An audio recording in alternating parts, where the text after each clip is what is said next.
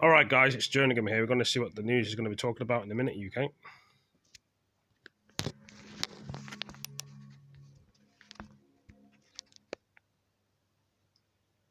Welcome back. The latest figures for the UK show that the highest infection rate is now amongst 20 to 29-year-olds.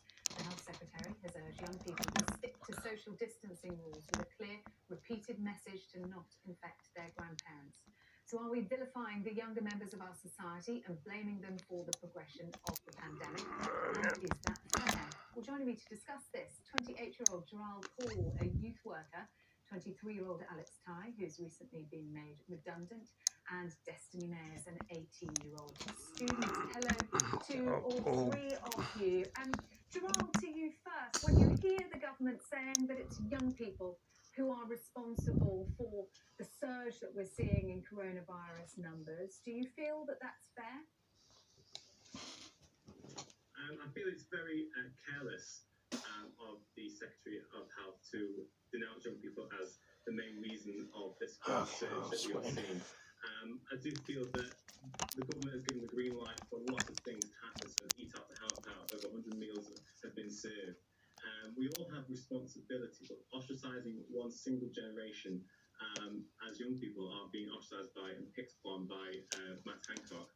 It just singles them out, and it's so unfair to do so. I think we all have a level of responsibility, and most people that often shift the power of blame are the ones that don't have clean hands themselves. So Matt Hancock really needs to pick his words a bit more wisely, and especially that one of don't kill your gran. I think that's sort of been left to the government, I think. Destiny, for you, do you feel that when you look at the data, and the data does show that the majority of the cases are in the 20 to 29 bracket, and the data suggests that those are social engagements, social interactions that are leading to the increase in coronavirus cases. So is the government not right to point out that that needs to stop? I mean, to be honest, the age group, so 20 to 29, that is the age group where you do have a lot of socializing, which is fair. However, I don't think that it's fair to just blame all of this on young people. As the gentleman next to me said, we all have a part to play in this. And me as a young person going out and taking part in the Help Out to Eat Out scheme, I have seen multiple adults, multiple older people, not social distancing, not doing their part also. So I think it would be very unfair just to blame the young people when we see that it is obvious that we are a group, we like to socialise, we're young people, and they even encouraged us to do so. So I don't wholly agree with this statement that they have made. And Alex, what about you? Have you been socialising, and do you accept that the government now says it's got to stop, we've got to rein back? Well, personally, I think I haven't been out socialising often through the whole of the lockdown period. Recently, I've been out a little bit more than what I did before. I'm a lover of photography, so Good video. At night. Put your thumbs up. I again, like the video. This is good. Of young people, More likes. No more of these. I like the incorrect, likes. Good. Thank you very much for joining. And new people and subscribers and if you mail look around the world, we've got huge cases of COVID-19 growing. And I think that's where we went wrong last time. If you know what I'm saying. With the fact that the rest of the world was miles ahead of us and we didn't act quick enough. Fair enough that the quarantine islands, when you come back you have to quarantine, but I think this where it happens 3 days later isn't good, because you've got people rushing back from across the world, and if they're infected, they're basically not under quarantine, and I think that's one of the biggest issues. So I think we've all got a part to play in it, not just the younger generation. I think the whole lot of us across the whole UK has got a part to play. So it's a much more complicated picture than just pointing the finger at young people. Gerald, the government has been criticised for its mixed messaging, for confusing messages. It was much more straightforward at the start, wasn't it, when we were all told to stay at home? As lockdown has eased, which we've all welcomed, that message has become much more nuanced. Now we have a clear message again from the government to young people: don't kill your granny. Is it difficult as it is to hear, is that not what it needs to get through? I mean, obviously, got this game on PS4. Communication is only successful when the person sending the message and the person receiving it understand it Project Cars and completely. PS4 And I running. think obviously the government has sent out a lot of misinformed communications, a bit like the Turn one Up most 22 recently Pro was at Skater was on the 10:30 PS2 in the and evening PS3. on a Wednesday See night. here, I mean, right it's over it. absolutely ridiculous. I do feel that the mesh team Captain America's in this from game the government as with the recently Hulk has been and the so Iron Man. misinformed. The fact that we are still having debates sometimes online, Avengers game's how supposed to be people very good. perceive The films are good each as well. mesh from government just showcases that They're the, it's not unifying, it's not easy to follow they're what the the government actually newest wants games to I've got on PS4. So what it wants to portray in each everybody's got them, obviously.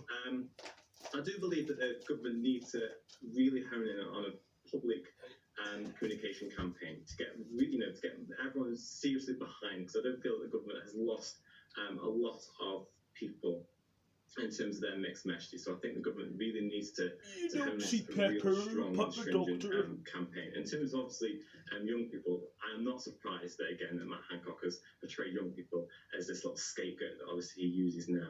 It's always young people that are cast the blame, and that's always the first to be cut in terms of youth services. For instance, we've seen 70% of drops in youth services. So I'm not really surprised that Matt Hancock again is communicating that young people are to blame this one. Destiny, what about you? How confident and aware have you been about what you can and can't do, what the guidelines are, what the law is? And when you speak to your friends, how aware are they of Evil the restrictions? Stewie, Family Guy, I think it's confusing at sometimes, to be honest with you, because one point they're saying, they're encouraging us to go to work, they're encouraging us to socialize with friends, to take part in the Help Out to Eat Out scheme, and then it comes to times like these, and now they're telling us, that we are the cause. We're the cause to the rise in the coronavirus cases. So when they're telling us to do these things, when they're telling us to socialize, and speaking with friends of mine and them saying they're pretty confused themselves, I think sometimes they do send out a bit of mixed messages, or they send out mixed instructions on what we can and can't do, and I feel like it keeps changing as the time goes on. Do you feel, have you followed the guidelines rigidly, or have you, as Jonathan Van Tam suggested yesterday, Destiny, done what many have done, which is, as lockdown has been eased, relaxed too much, that there is almost a degree of normality as schools go back, as people go back to work, it feels quite normal? I feel as if, that the fact that the lockdown has been eased and that we are able to do more now, we were able to do more, and they've introduced this whole Help Out to Eat Out scheme, and it's like they've given us a lot. It's like they've given us so much, and then they're trying to take that back. It's quite hard for us then to, go back to a whole straight lockdown. When they give us this much and they give us all of this, it's hard to then pull away from it. It's hard to then, we're going back to our normal lives, and then it's hard to go back to something that we're not used to. And Alex, we will have all seen the images of illegal raves with police trying to break up parties. We will have seen gatherings out and about with more than 30 people. Do you feel that is the majority, or is it the actions of a minority that are tarnishing the reputation of young people? Yeah, exactly. I think this is a point where we are being pushed into one category. Obviously, there is an awful lot of young people across the whole of the UK. Assassin's Creed Ezio. Like no sorry, no sorry. I don't have a huge social bubble. Sorry. No, today the news is boring. So, I gotta check out my news I've never been today. to a party. So I wanna again, put it's the like news my on, the news on. lifestyle is completely different to what we're being planned as. Spider-Man, there's no Batman. National media, There's no by the government, Batman. and things like that. I think we are being pushed into the same category, which I think is wrong. Alex, Destiny and Joral, stay with us. We're going to take a short break. When we come back, we're going to be discussing what the future looks like for the younger generation with no end in sight. More from our panel in a couple of minutes.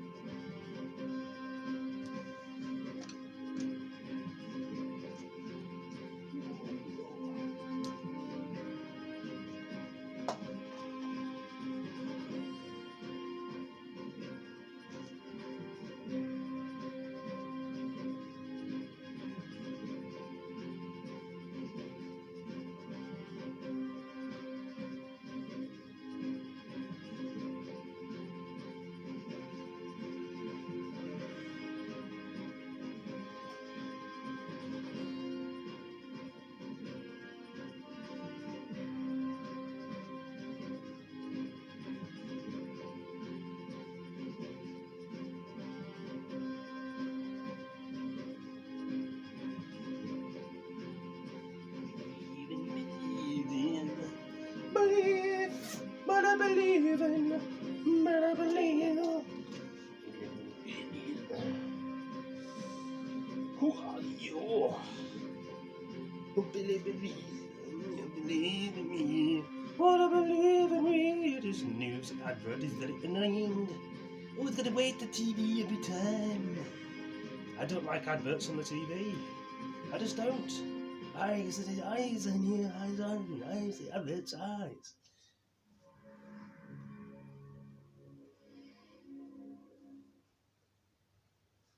Welcome back. As coronavirus infection rates soar among younger age groups, I'm talking to 3 young people from across the country about their views. With me still, 28-year-old Joral Hall, a youth worker, Destiny Mayers, an 18-year-old student, and 23-year-old Alex Ty, who's recently been made redundant.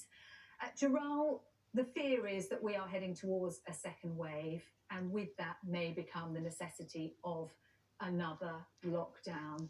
What impact did lockdown have on the young people you work with, and how do you think they would cope with a second lockdown? Well, obviously, the young people that we worked with were very much responsive in terms of following the rules.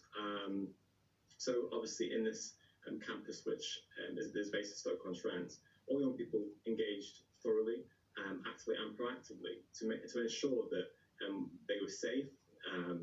They didn't come into sort of any contact with their family, and it has worked well. So we reported no cases here on campus.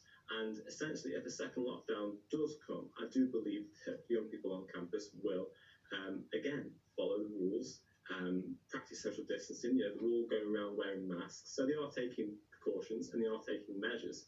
And I do believe that this lockdown will have another serious effect on some people's anxiety and mental health, which we also saw in the first part of the lockdown, because young people were sort of being kept alone, obviously try to inform and engage them to be connected still via digitally.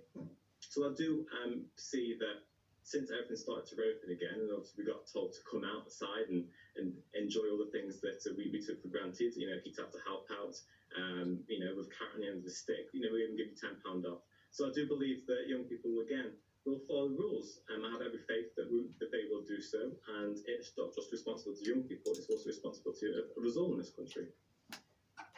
We were talking, Destiny, to a guest in the last hour who described lockdown fatigue, that feeling that this has just been going on for so long. When is there some light at the end of the tunnel? How would you cope with going back into lockdown if you were told you had to stay at home again? Well, me as a new starting university student, I wouldn't really be happy with this at all. It would be tiring. I'd prefer to just, go on smoothly and, I'm just starting my course. It's exciting for me. It's my first year of university, and I don't think I'd be too happy with another lockdown, especially as not for everyone, not every student, and I know this, not just for university students, not just for other students, this is for mostly secondary school students. Sometimes school is a way of escaping. Sometimes school is, school helps children's mental health a lot, and sometimes they work better in the schooling environment. So it will be very hard, I know, for a lot of young people to cope during a second lockdown.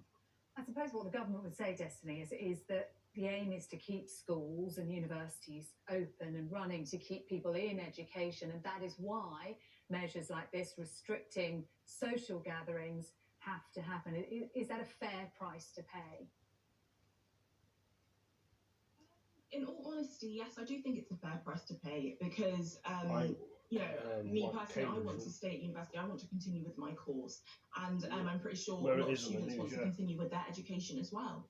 So reducing the social gathering size to 6, I think is fair because precautions do need to be put into place. You need to have boundaries. You need to have something. You can't just let things run free, because at the end of the day, coronavirus still is a serious thing, and people do need to still take it seriously because people have sadly passed away from this. And Alex, you've already paid a price as a result of coronavirus. Just tell us what happened to you. Well, I did an apprenticeship route in education. I did all the way at level 4 in digital marketing. And the issue I had was when I went for job interviews, is the fact that you were told that you didn't have enough experience, even though you'd done the job for 4 years and I trained. So I also, I had not more experience, but experience that other people may not have because you were fresh. The issue is I then became out of work. My contract came at the end of the college. So I tried a transport secretary, just so I could earn money. And unfortunately, due to the transport sector kind of not having the numbers of passengers, I was made redundant at the beginning of lockdown because the furlough scheme didn't cover myself. And then when they extended it, luckily I was managed to be put into the furlough scheme. But sadly, the numbers still aren't high enough. So I was sadly made redundant at the end of August, which isn't very good. Obviously, you've got universal credit, which I can apply for. But again, we're in this small group of young people, and I'm entitled to £254 a month, which, to be honest, only just covers my car insurance, because I'm in the age group of young people. Yeah, Gerard's listening to that, and it's probably a familiar story. What does the future look like for young people at university who have big dreams about where they might be heading, the jobs they might be applying for and leaving to do, and now what?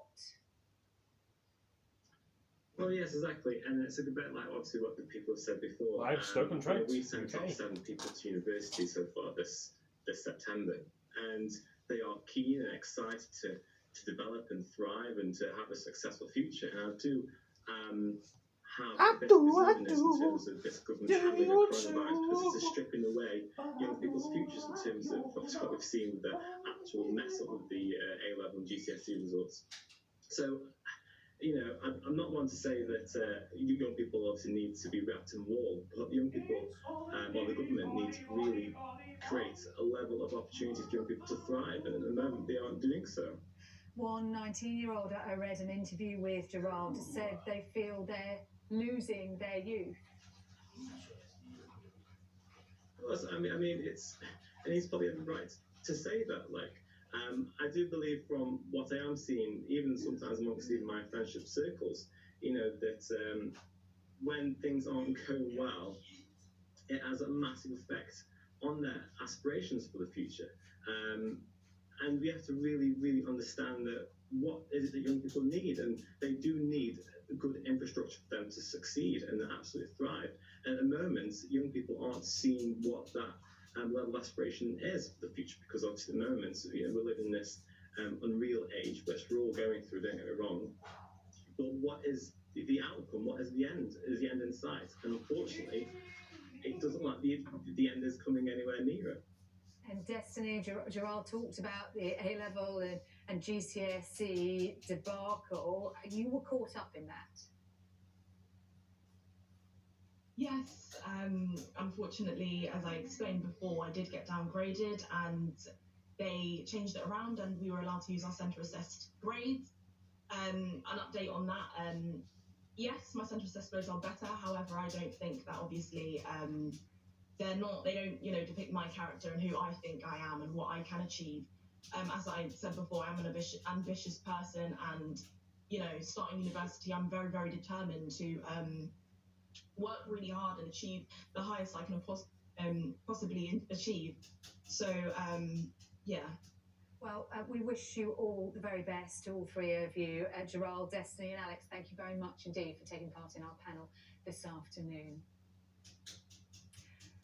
We are waiting to hear from the Prime Minister Boris Johnson, due to hold a news conference in the next few minutes. We're expecting him to be joined by the Chief Medical Officer, Professor Chris Whitty, and the Chief Scientific Advisor, Sir Patrick Vallance. Joining me now, our political editor, Beth Rigby. And it's been quite a while since we've seen these three up at the lectern in Downing Street, Beth. Yeah, that's right. So the three amigos, as they're fondly known in Westminster, are back. The big guns, if you like, the Prime Minister, flanked by the Chief Medical Officer, Chris Whitty, and of course his Chief Scientific Advisor, Sir Patrick Vallance. And they're there today to formally announce the change in restrictions on social gatherings. We've talked about it all day, reduced from 30 down to a maximum of 6 people. That implies indoors and outdoors. It kicks in on Monday, and it's going to get tougher in terms of sanctions. So if you're caught breaking the rules, £100 fine. That will double every time, up to £3,200. That's the headline. But of course, what we're looking for at this press conference is some detail from the scientific advisors about how they've come to this decision, what it means for all of us. We might get some, sorry, let me just turn that off. Sorry, that interrupted. Sorry. Let me take that down. Sorry, Sarah. But just in terms of where they are, in terms of the virus, and in terms of the R rate, what we've seen, and we've seen Chris Whitty and Jonathan Van Tam, the Deputy Chief Medical Officer, talk about this in recent days. What we've seen is a rise in cases for the younger people, for the under 25s, cases spiking, and so trying to restrict now social gatherings in order to try and control the virus. And it comes at a really difficult time because we're going into the autumn, we've got the winter coming up, and Professor Whitty has already made it very clear, hasn't he, that it's going to get more difficult going into the winter, that it's going to become harder because we're going to be indoors. And of course we'll have the flu coming as well. So it's already a difficult outlook, and now a spike in cases, an uptick in the number of people contracting coronavirus. They've got to begin to put in restrictions again. And it's significant, Sarah, because this is the biggest reversal of the easing of lockdown that has been announced. And we know that the Prime Minister is desperate to avoid a national lockdown. He will try and do it via local lockdowns. And he's also very keen on keeping the economy opening, back to work, the motto and the attempt by the government, but also school children back this week. They also want to make sure that schools are open and workplaces are open. So if you like, you're sacrificing your social life in order that children are back into schools and that people are back at work. So we're going to hear from the Prime Minister about why he took the decision, and then, of course, Patrick Vallance and Chris Whitty will give us the science and the evidence around that. Look for stuff on the R rate, what's happening, and I think there will be some focus on what's happening in different age groups, and they'll give some explanations to why they think these measures are necessary now. Yeah, it is 4 o'clock. That news conference is running a couple of minutes late, we understand, Beth. But I suppose the fact that we are seeing these three first time in around 6 weeks underlines just where we are and how seriously the government is taking this rise in case numbers. The fear, of course, as we heard from the Health Secretary yesterday, that we are heading towards a second wave of the virus as we get those combined pressures of the winter flu season. Yeah, but so what the government's trying to do is they want to avoid a national lockdown, so they're trying to control this virus at a local level. And so if you think about it, it's not just one big wave, second wave. It will be lots of ripples around the country, and the idea is to try and flatten that out and control it so you don't need a national lockdown. Of course, crucial to that isn't just all of us abiding by social distancing rules and then tweaking the rules as they see fit. It's also about a testing regime, and that's why Sir Keir Starmer today raised the issue of testing. The Director of Testing admitting this week and apologising to people because of the pinch points in testing. It's not that they don't have the capacity, but they don't have the laboratory processing capacity. And so people, in some cases, have been asked to travel hundreds of miles for COVID tests, and that will no doubt be alarming the likes of Chris Whitty, who's in charge of trying to help manage this virus. Testing, we know, is key, so I think some questions around that too. And here they are, Chris Whitty, Sir Patrick Vallance and the Prime Minister. And welcome back to Downing Street for an update on coronavirus as we enter autumn and approach winter. And I'm first going to hand over to Chris to take us through the latest data, and then we will set out how we're going to respond. Thank you, Prime Minister. Can I have the first slide, please? I think it's important to set what the Prime Minister is going to say in context. So we're just going to run through some of the recent data from the UK and from England. And we're starting off with the overall rates in terms of confirmed cases. Going back to April, when obviously we had very high numbers, the numbers came right down. But as you can see on this graph, the numbers are now going up, and going up really much more rapidly over the last few days. Next slide, please. It's important to think about this also in terms of the ages where this is happening. There's some very good news in this, and that's at the bottom of this graph. And what that shows is that in older people and in the younger children, the rates remain really quite flat. But in some age groups, the rates are now going up really quite sharply. At the top of this graph, we have the rates in people aged 20 to 29 in the light green, and then 30 to 39 in the yellow numbers.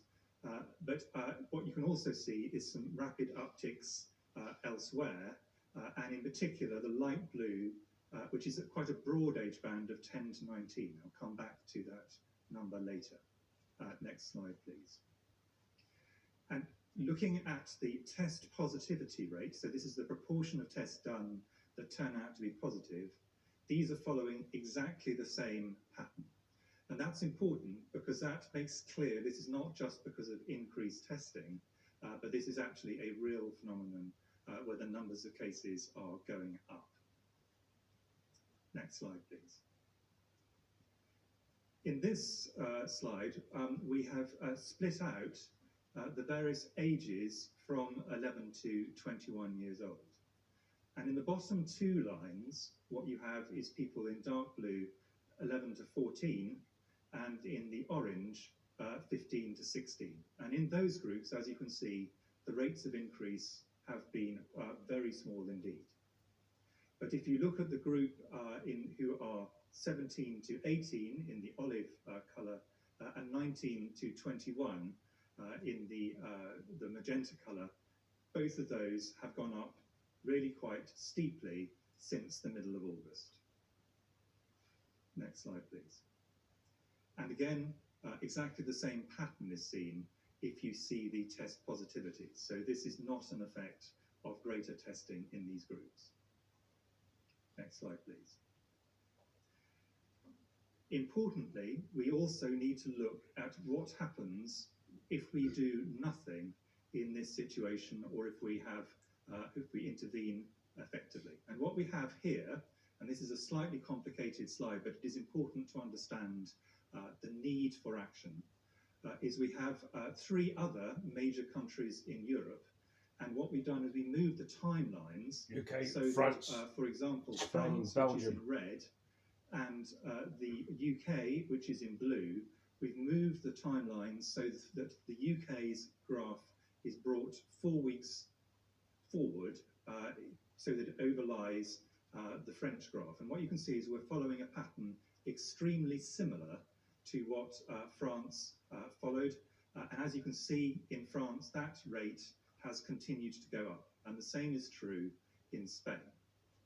But also you can see, and this is an example from Belgium, in Belgium, the same sort of graph was happening. Initially, a rate went up quite sharply in the way that it has here in the UK, but then they took decisive action, and at that point, the rate stabilized and in fact then subsequently began to come gradually down. So this is a clear indication that if you act rapidly and decisively when these changes are happening, there is a reasonable chance or a good chance of bringing the rates back down under control. Next slide, please.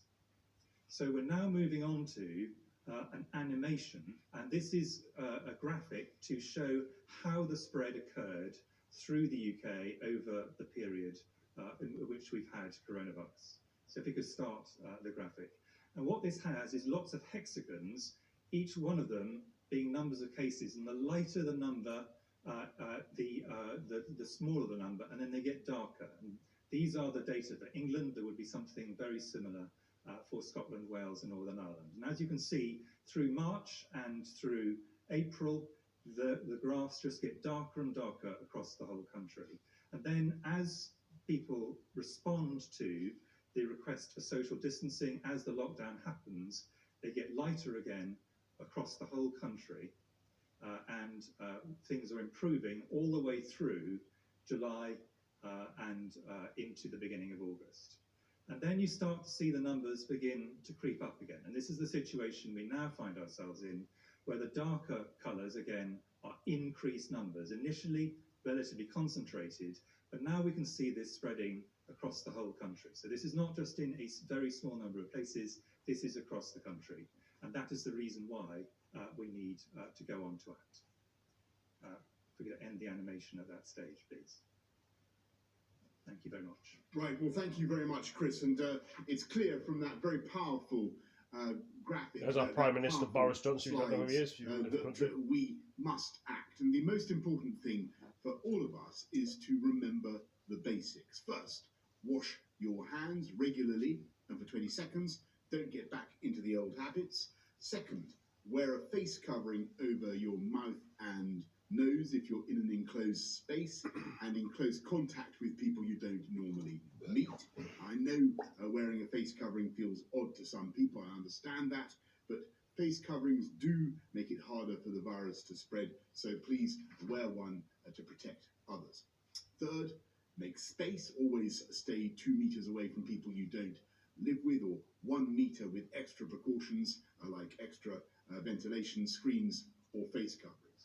Fourthly, if you have COVID symptoms, get a test and self-isolate. We're now processing 1.2 million tests per week. To date, we've carried out 15.4 million antigen tests. That's more than any other country in Europe and more per head than other European countries like Germany and Spain. We're increasing our testing capacity further to meet rising demand. And you can help by only booking a test if you have a fever, a new continuous cough, or you've lost your sense of taste or smell. If you don't have those symptoms and you haven't been asked to book a test, please don't. So Those are the basics: hands, face, space, and get a test if you have COVID symptoms. Since the pandemic began, we've asked you to reduce your social contact and limit your interactions with friends and family. And I know that over time, the rules have become quite complicated and confusing.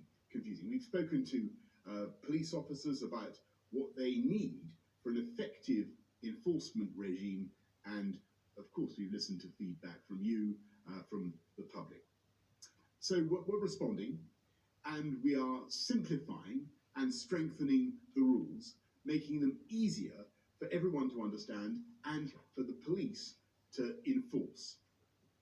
I should stress that if we are to beat the virus, then everyone at all times should limit social contact as much as possible and minimize interactions with other households. It's safer to meet outdoors, and you should keep your distance from anyone you don't live with, even if they're close friends or family. So in England, from Monday, we're introducing the rule of 6. You must not meet socially in groups of more than 6, and if you do, you will be breaking the law. This will apply in any setting, indoors or outdoors, at home or in the pub. The ban will set out in law and be set out in law, and it will be enforced by the police. And anyone breaking the rules risks being dispersed, fined, and possibly It's like being in a war zone. arrested.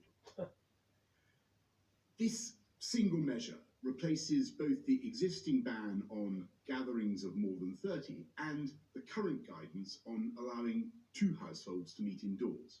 Now you only need to remember the rule of 6. There will be some limited exemptions. For example, if a single household or support bubble is larger than 6, then obviously they can still gather. COVID-secure venues like places of worship, gyms, restaurants, hospitality venues can still hold more than 6 in total.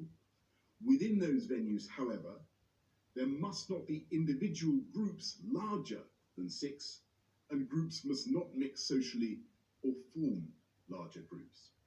Education and work settings are unaffected. COVID-secure weddings and funerals can go ahead up to a limit of 30 people, and organised sport will still be able to proceed. As we found on previous occasions, this rule of 6 will of course throw up difficult cases. For example, 2 whole households will no longer be able to meet if they would together exceed the limit of 6 people. And I'm sorry about that, and I wish that we did not have to take this step. But as your Prime Minister, I must do what is necessary to stop the spread of the virus and to save lives. And of course, we will keep the rule of 6 under constant review and only keep it in place as long as it's necessary. I also want to see, and the public wants to see, stronger enforcement of the rules which are already in place. So I've tasked the Cabinet with increasing enforcement, and I would like to thank the police, as always, and other authorities for the work they're doing to keep us all safe. In future, premises and venues where people meet socially will be legally required to request the contact details of a member of every party, record and retain these details for 21 days, and provide them to NHS Test and Trace without delay when required. We will support local authorities to make further and faster use of their powers to close venues that are breaking the rules and pose a risk to public health. Fines will be levied against hospitality venues that fail to ensure their premises remain COVID secure. We will boost the enforcement capacity of local authorities by introducing COVID secure marshals to help ensure social distancing in town and city centres, and by setting up a register of environmental health officers that local authorities can draw upon for support. we will simplify the passenger locator form needed for travelling to the UK and take measures to ensure these are completed and checked before departure. Border Force will step up enforcement efforts at the border to ensure arrivals are complying with the quarantine rules. We will also restrict the opening hours of premises initially in some local areas. At the present time, we must also, I'm afraid, revise plans to pilot larger audiences in venues later this month and review our intention to return audiences to stadiums and conference centres from the 1st of October. That doesn't mean we're going to scrap the programme entirely. We just have to review it and abridge it. And the Culture Secretary will say more about that shortly. I want to be absolutely clear. These measures are not another national lockdown. The whole point of them is to avoid a second national lockdown. By bearing down on social contact and improving enforcement, we can keep schools and businesses open in the knowledge that they are COVID secure. I've always said schools and colleges should only ever be shut again as a very, very last resort. As the Chief Medical Officer, Chief Scientific Advisor have said, the long-term risks to children's life chances of not going to school are very significant and far greater than the health risks now of going back to school. Far, far greater. Indeed, it's been fantastic to see so many children back in school this term, and I want once again to thank all our teachers and to reassure parents, pupils that schools are safe. University terms will also begin soon. Now, opening universities is critical, again, for students' life chances, and again, the health risks to individuals are low. Of course, many university students are in the age bracket where we've seen the infection rates rise recently, as Chris was just explaining. My message to students is simple. Please, for the sake of your education, for your parents and your grandparents' health, wash your hands, cover your face, make space, and don't socially gather in groups of more than 6 now and when term starts. Today, the Department for Education is publishing updated guidance for universities on how they can operate in a COVID-secure way, including a clear request not to send students home in the event of an outbreak, so as to avoid spreading the virus across the country. And I'm very grateful to universities for their continued cooperation and planning for the return of students. The measures I've set out today will help us control the virus, but won't on their own be enough to allow a more significant return to normality. Patrick is going to set out in a moment where we are on vaccines and treatments, but we're not there yet, and of course there are no guarantees. So, over the summer, we've therefore been working up an alternative plan, which could allow life to return to closer to normality. And that plan is based on mass testing. Up to now, if you think about it, we've been using testing primarily to identify people who are positive, so that we can isolate them from the community and protect high-risk groups. And that will continue to be our priority. We're working hard to increase our testing capacity to 500,000 tests a day by the end of October. But in the near future, we want to start using testing to identify people who are negative, who don't have coronavirus, who are not infectious, so we can allow them to behave in a more normal way, in the knowledge that they can't infect anyone else with the virus. And we think, we hope, we believe that new types of tests, which are simple, quick, and scalable, will become available. And they use swabs or saliva and can turn around results in 90 or even 20 minutes. Crucially, it should be possible to deploy these tests on a far bigger scale than any country has yet achieved. Literally millions of tests being processed every single day. And that level of tests would allow people to lead more normal lives without the need for social distancing. Theatres and sports venues could test an audience, or all audience members, one day and let in all those with a negative result, all those who are not infectious. Workplaces could be opened up to all those who test negative in the morning to behave in a way that was exactly as in the world before COVID. And those isolating because they are a contact or quarantining after travelling abroad could, after a period, be tested and released. Now, that's an ambitious agenda, but we're going to pilot this approach in Salford from next month with audiences in indoor and outdoor venues. And then we hope to go nationwide. There are a number of challenges.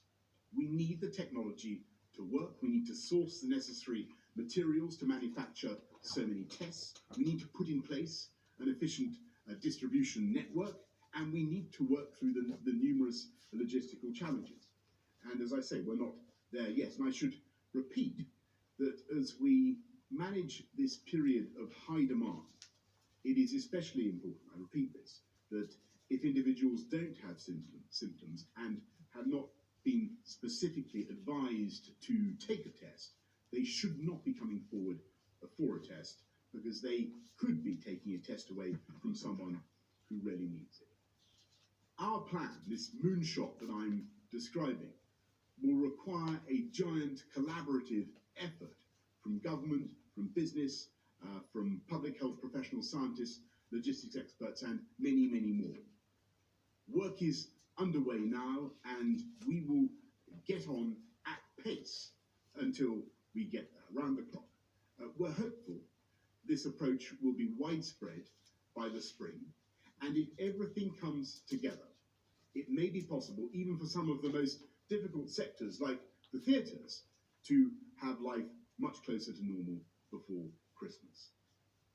As I said before, all this progress is contingent on continued scientific advances, and though we're hopeful, I cannot 100% guarantee that those advances will be made, and that is why it's so important that we take these tough measures now. I believe that we will continue to drive this virus down and that we will beat this virus before too long. So, let's work together. Let's follow the rules. Meet in groups of no more than 6. Wash your hands, cover your face, make space. Thank you. I'll now hand over to Patrick, who'll set out the latest on vaccines and treatments, and then we'll go to questions from the public and from the media. Thank you, Prime Minister. Good afternoon. Vaccines and drug treatments are going to be a very important part of how we eventually get on top of this virus. And I want to just update you on where things are. So there are something like 200 vaccine projects across the world. 8 of those are in phase 3 clinical trials. That means they're in the last stage of clinical trials, and I'll say a word more about that in just a minute. Some of those clinical trials will read out this year, many next year, so we start to get some indication, hopefully before the end of the year, of vaccines that do work and have the right safety profile. What we do know already is that many of these vaccines are showing the right immune response. So people who've been vaccinated, volunteers who've been vaccinated, are generating an immune response against the virus. We don't know how long that lasts for yet, but the immune response looks good in many cases, and it's seen in the elderly as well as others. I had to pause it there, guys, for a minute because the phone is going to I've got so much memory in the phone. Hope you all enjoyed the video. I'm going to be putting onto part 2 in a minute, so I hope you all enjoyed this one. See you next video. Peace. And yeah, it talks about the coronavirus restriction rules on there as well, so you know what they are, guys and girls and stuff. It gives you a rough idea. See you next video. Peace.